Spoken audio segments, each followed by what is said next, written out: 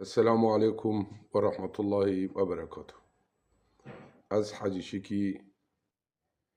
شاپاسنی از رحانی ما جزیره ادشی جبو تاریخ شاپازنا کینه کیده هاتنه کیده سکنینه از به چیروکا هنه دبیجم شاپازنا ایرانه دمدم شر دمدم ده نابه قالکی ما برکوه هنگی وزندار خانه لابزیرین بی شر خانه لابزیرین شاه عباس لویده ده دم دمدم کتی هی نکتی برکو وزندار بی خانه لابزیرین گوته با زیرا خزینه دریخه ببه هکی ام نکبنی جارک دیتر پی بازی را ام بکارن شری بکن برکو اف زیر آنی هات حتی الخواز بری هکی دم کت نابی بی برکات ادگودن برکو ده دیوان خانه لابزیرین ده پاسنه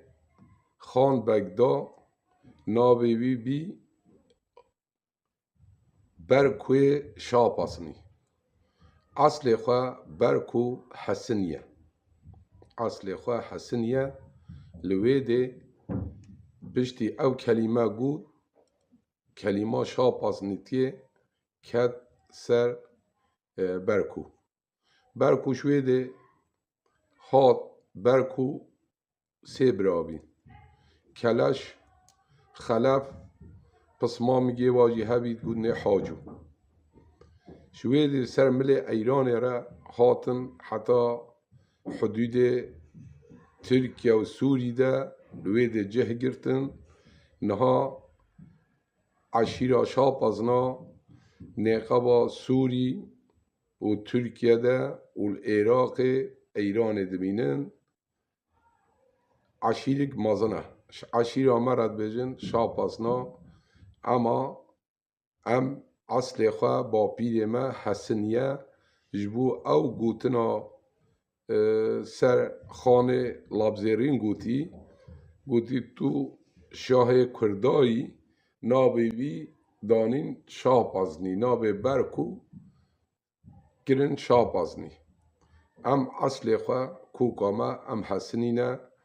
تشتا مسح کری مفهم کری از وی تشتید بیجم سلام و حرمت هر چار پارچه کردستان ده چقا انسان گوه خواه بدیه سلام و ریزمش هواره هنه خیر بچن سرچابه